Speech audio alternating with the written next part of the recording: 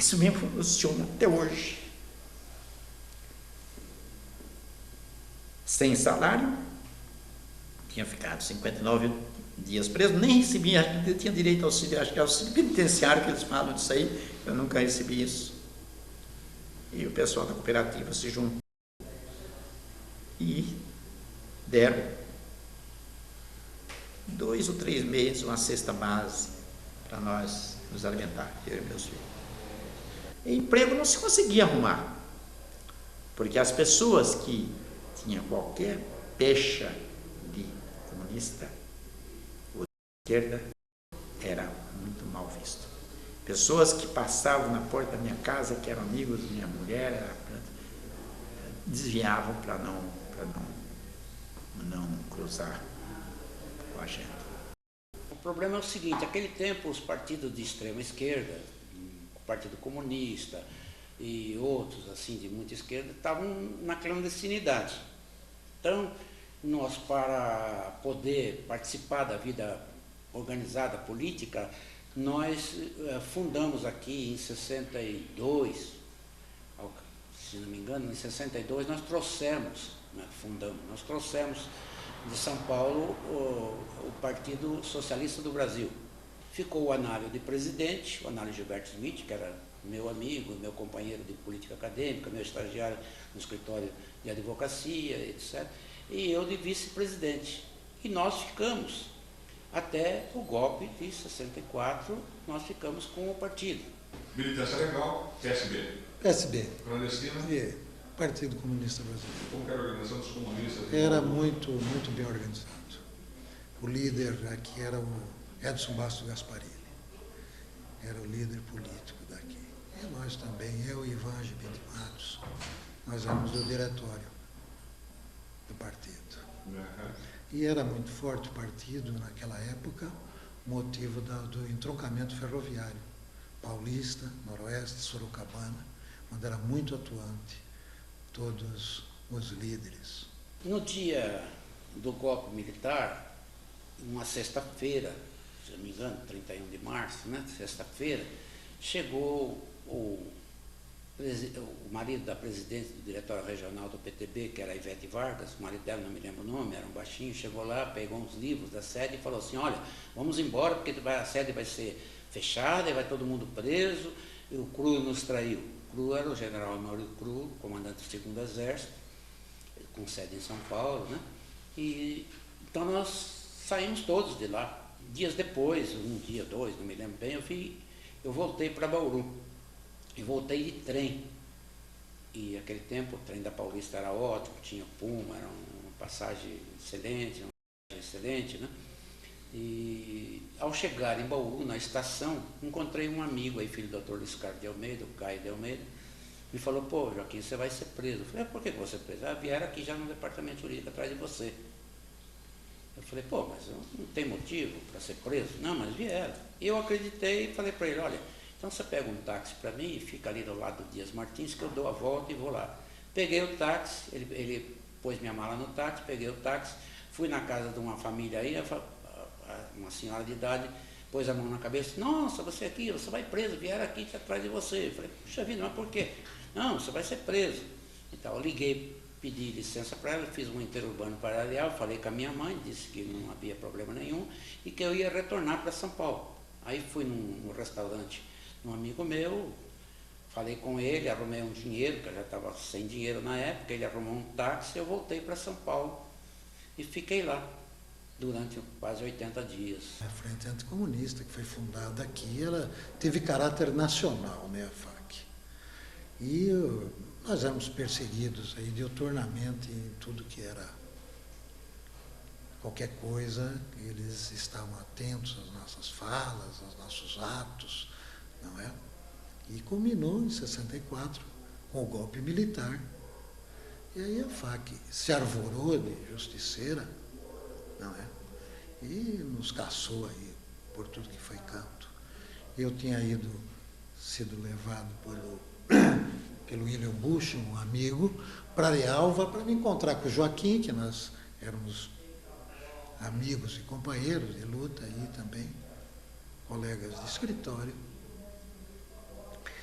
E lá fui caçado. Lá fui caçado e eu levei bala por cima da cabeça. Existia um lugar que passei 2 dias e meio, que era um rancho que eles tinham lá de uma sociedade, lá, cachorro lá perto, teve tudo mais.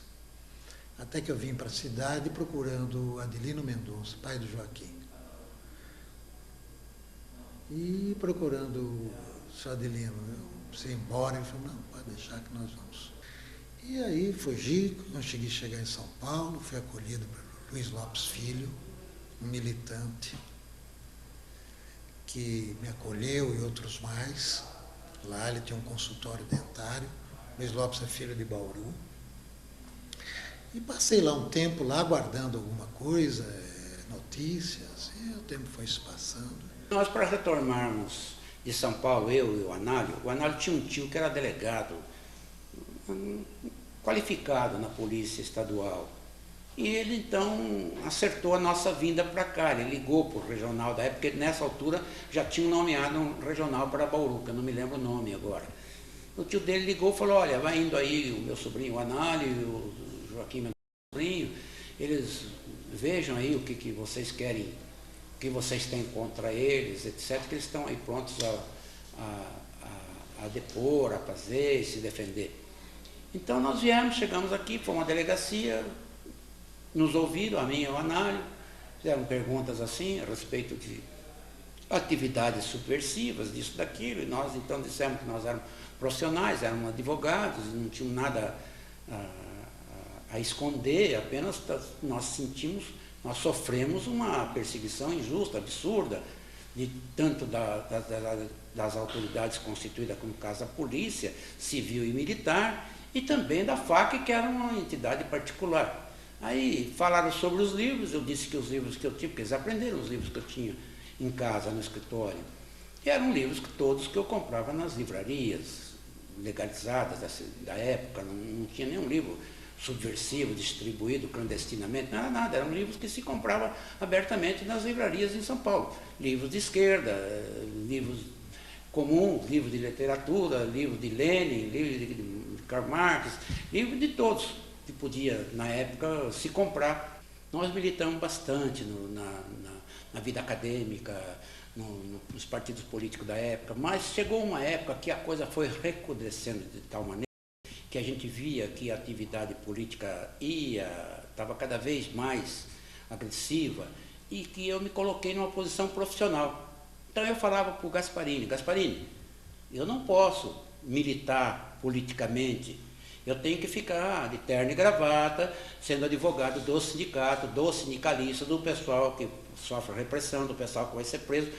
E se eu perder essa condição de advogado, eu vou acabar sendo preso junto e vamos ter que arrumar outro advogado para cuidar. Então, cada um tem que fazer o seu papel. Quando começou já a história do ato institucional, ele já achava que a polícia poderia ir lá em casa. Tanto é que ele parecia que tinha... conhecia, vivia bem no meio, né? Então ele já nos preparava, olha, se aparecerem aqui, vocês tratem bem, ele falava para nós. Eles não têm culpa, eles recebem ordem, ele falava. Para minha sogra era muito revoltada, né? Morava com a gente. Não teve dúvida, 6 horas da manhã, no dia 8, não foi do dia 8 para o dia 9, foi no dia 8, eu lembro bem, no dia 8 de janeiro. Quando abri uma janela, aquilo foi metralhadora, tudo todas as janelas que tinha na casa e na parte da cozinha, todo lugar era soldado com metralhadora. Aí ficaram em casa, o Wesley ainda fez fazer café, servir café para esse pessoal. Nessa época o Wesley não tinha nada, porque gato escaldado de água fria, de água quente, tem medo, né, bem? Ainda mais nós do jeito que era.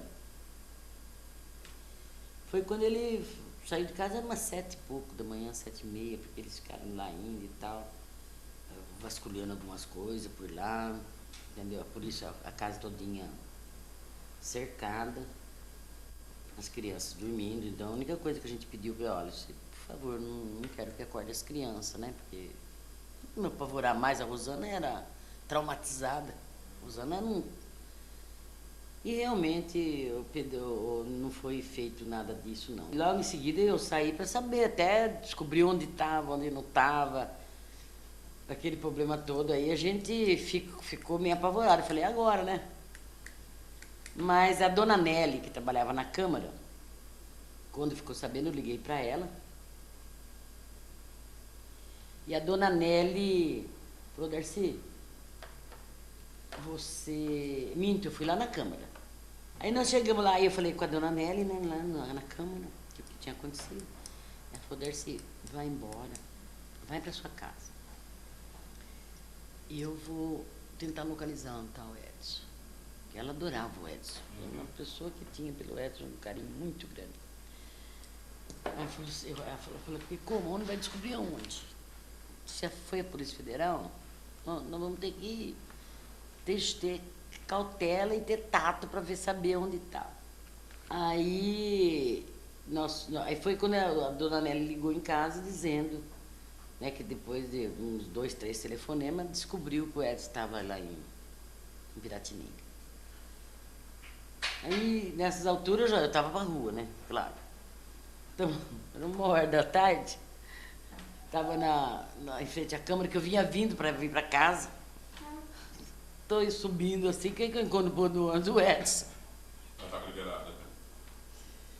O Edson tinha umas coisas que eram do outro mundo, mas o mundo de gente em volta dele, sabe? Porque naquela altura a rádio já tinha dado, aquelas coisas todas. Né? E o Edson lá, o terninho preto dele, camisa branca, ele estava de camisa branca, eu não esqueço até hoje. Estava lá conversando com o pessoal todo lá, não tem problema, não sei o que tem e tal. E liberaram ele, mas ele nervosíssimo. Chegou em casa, ele... Nossa Senhora, por causa dos outros. Quando eu voltei do exterior, me foi recomendado procurá-lo em Bauru. E assim eu fiz. Desse primeiro contato surgiu uma empatia e eu fui praticamente, junto com o Geraldo Scaraboto, responsável pela campanha de Edson Bastos Gasparini a prefeito. Com toda a dificuldade, com toda a falta de condições materiais, apenas vendendo a imagem da honestidade e da fidelidade de Gasparini, nós conseguimos elegê-lo prefeito de Bauru em 1982. O Congresso começou por dificuldades tremendas na questão da estruturação, porque, segundo a gente sentiu ali, eles não esperavam tantos estudantes do Brasil inteiro. Acho que eles não aguardavam tanta gente porque, não sei se não acreditavam na capacidade de mobilização estudantil ou até a própria preocupação com a repressão que prometia não permitir que o Congresso se realizasse. E os estudantes falaram, vamos realizar o Congresso e vocês não vão apanhar a gente. Né? Aí, de repente, quando estava sendo inaugurada a primeira plenária, numa manhã muito chuvosa até, entende? Aí vem a polícia e cerca todo mundo e leva todo mundo para a prisão. Quando nós fomos presos, fomos para o presídio Tiradentes. Então, tinha lá crianças presas ali, coisa incrível. Tiraram as crianças, menor de idade, naquelas celas fétidas, entende? E jogaram nós lá dentro.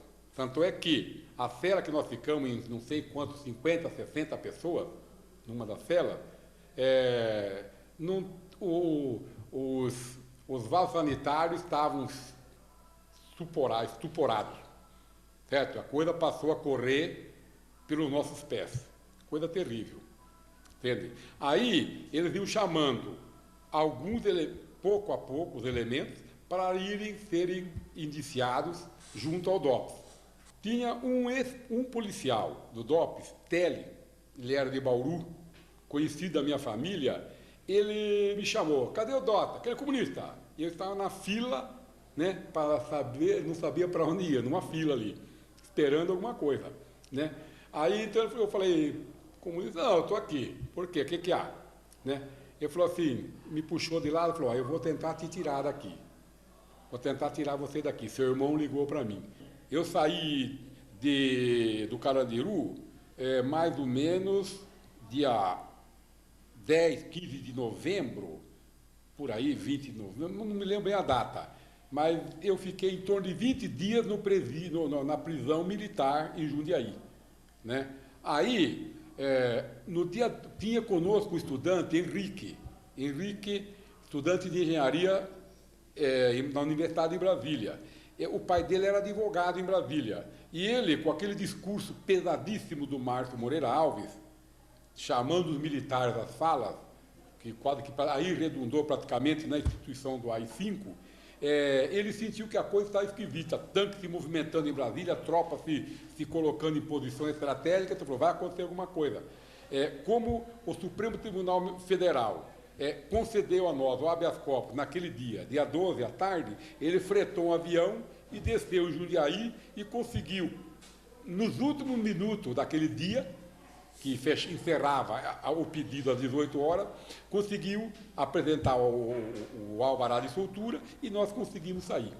Os estudantes de outros locais, do Rio de Janeiro, por exemplo, não tiveram tempo de receber o alvará naquele dia, então todas as garantias de direitos individuais, Congresso Nacional fechado, tribunais fechados, tudo fechado pela ditadura militar, eles não conseguiram o alvará de soltura e continuaram presos. Não havia uma seriedade na acusação. Então eu fui preso e conduzido para o 2º Esquadrão de Reconhecimento Mecanizado e fiquei preso lá por cerca de 30 dias. Fiquei preso com o Dr. Rio Branco Paranhos, um dos grandes advogados trabalhistas do país, já falecido, com estudantes, Paulo Luiz Maia Dantas, filho do Paulo Dantas, escritor, e vários outros estudantes, e mais o Plínio Marcos, dramaturgo, teatrólogo, falecido recentemente. E esse tempo foi passando e eu, inclusive, já estava próximo dos 30 dias e já estava para ser posto em liberdade. O Bravo preso comigo, Zé Carlos Bravo preso comigo. Quando no domingo nós saímos e fomos para a PE para sermos ouvidos, e eu disse que, ali respondendo as perguntas, constataram que não tinha o que fazer com a gente, não havia acusação plausível e não tinha por que manter presos sargentos do Exército por mais de 30 dias também, não tinha justificativa.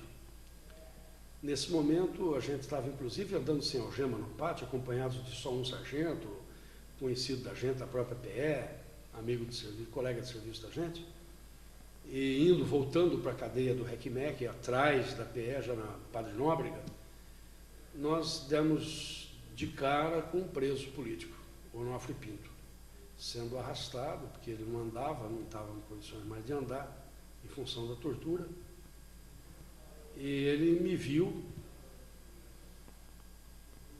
e aí no dia seguinte, na segunda-feira, ele disse que eu fazia parte da BPR, que eu era da ala militar da BPR, que a minha recomendação era para que eu ficasse no quartel com os outros, inclusive, e